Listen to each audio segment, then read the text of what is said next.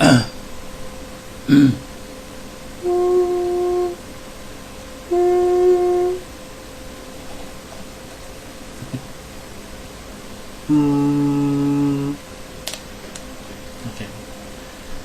I'm kind of out of it because this is actually the sixth take we're doing for this, and I just realized that the volume last time was really bad. So I'm just recording this again. Hopefully this will be the last time, because I'm tired. I just want to post this and go to bed, because I vowed myself I'd post every day for a vlog, like a video log of my life. Okay. I love this country. I love the Philippines. It's great. It's, people think of it more of a tourist destination, but it's actually pretty in more than just it being pretty. It's a hard-working place where hard-working individuals strive to make the best before maybe trying to do what they have to do overseas. Some people make their living well enough here, they don't have to go overseas, but a lot of people have to. But ultimately, I work here, I've always worked here, and I've gotten by pretty well. My mom and my dad worked their entire lives here, and they never had to leave. So that's good. I grew up here. I was born, raised, and I literally grew up in this country. I never lived overseas a day in my life. I got a great education here, good schools. When people ask me where I learned English, I don't say school though. I say Saturday morning cartoons. Because it's true. I learned TV language when I was a young boy. I'd be sprouting catchphrases like, "Oh no, not again!" Or, "I'm out of here!" Things like that. Yeah, I was a kind of high-strung kid. I guess what I'm trying to say is that this is a good country. There are a lot of flaws, but there are lots of people who are trying to make the flaws into good things. You know, not that they're trying to turn it around and paint it as a good thing, but you know, we're working hard to improve what we have here, and they're trying to make it something to be proud of. One thing that I really hate of my entire life in this country is the traffic. If you've ever been to this country, if you ever worked in this country, or you know what I'm dealing with here, you know what the traffic's like in this country. It's bad. It's very bad. There are different factors that add to it.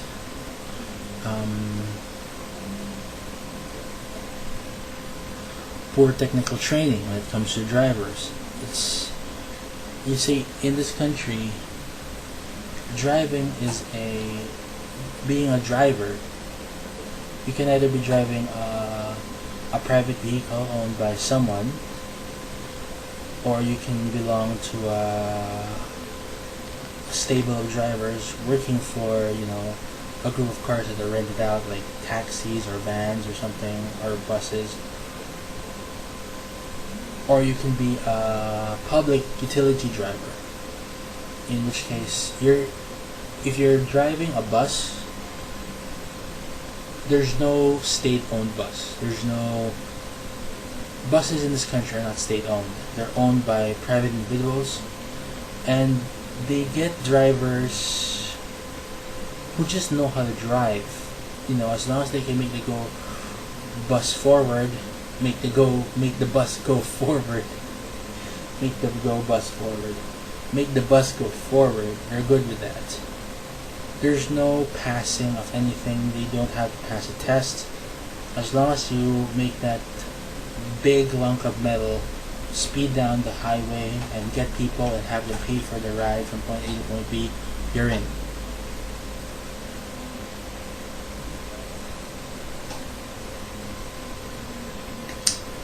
Same thing if you're if you're driving a jeepney, but if you're driving a jeepney, there's a good chance you own your own Jeep. Maybe 50% of the jeepney drivers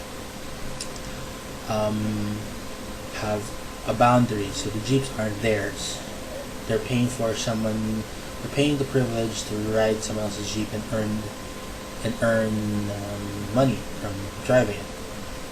Before I continue onward, a jeepney is a modified version of a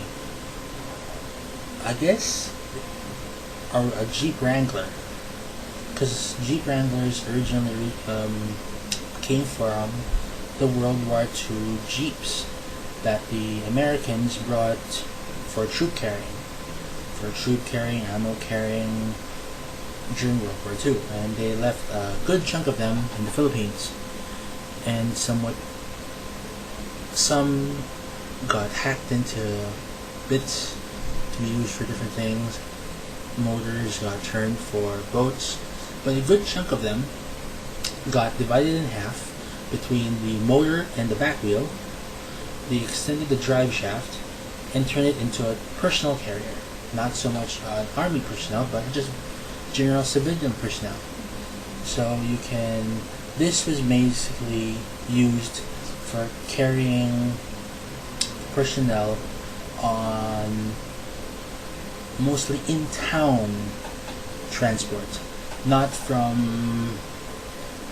this is used mainly inside a particular town. Jeepneys. Buses was mostly used for town-to-town hopping. Jeepney was used for inter-town hopping, and we also have another vehicle called tricycle, which is basically like a motorcycle with a sidecar. This is used for inter-town transport as well, for 3 or less people, because one person would stay behind the driver, 2 people would stay on the sidecar, or 3. Problem with this is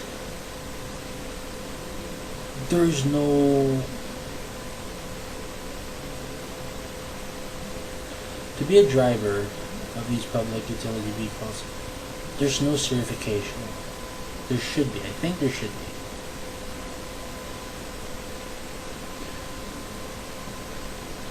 And there's no check and balances.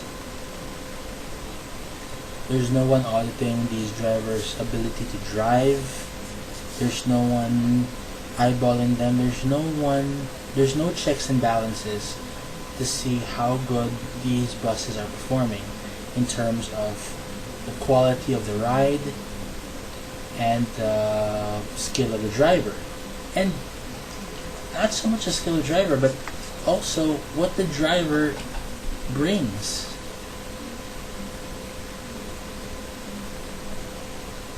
You don't want to overload a vehicle. That's one. Because these vehicles were meant to be ridden on seated down. What a lot of buses do is they overload. People are standing in the aisles, and they allow that. Yes. Maybe you can allow, besides people sit down, maybe you can allow 10 people to do the standing up. But one of the major problems is that it's overcrowded. Now, I'm sure a lot of you have seen trains being overcrowded. It's true. And that's just the way it is. The trains are always overcrowded. But it's the cycle of crazy overloading that I think drives these bus drivers to go crazy on the roads, and that's when lives are put at risk. Not just the people on his bus, but the people also on the road.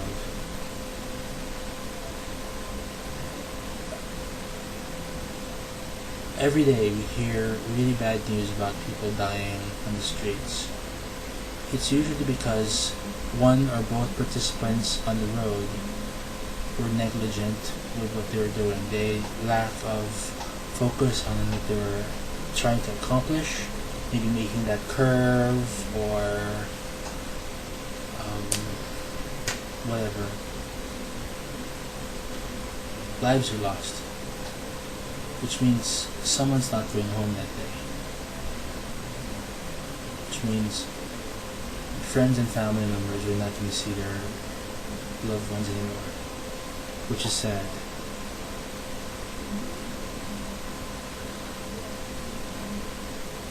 I guess what I'm saying is this. On the road you have a responsibility.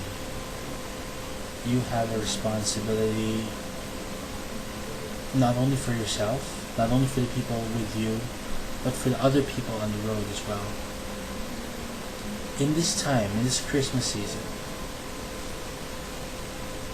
let's all be responsible for each other. Let's show each other a little more courtesy, a little less, I don't give a flying F about you. Because we all want to go home. We all want to end our day in peace. We want to see those who love us, and we want them to see us again.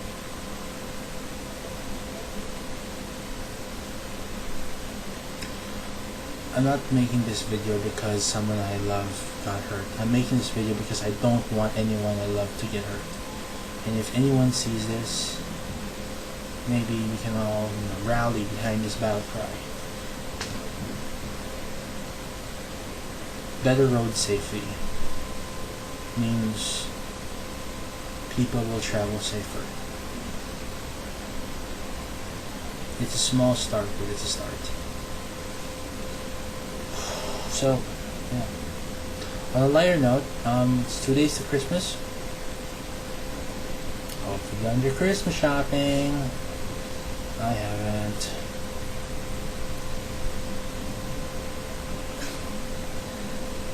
Let's all be cool to each other. I think we deserve that.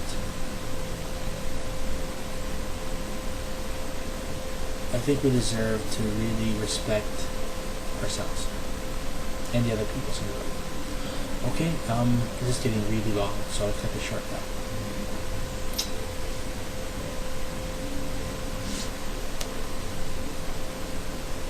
James signing off.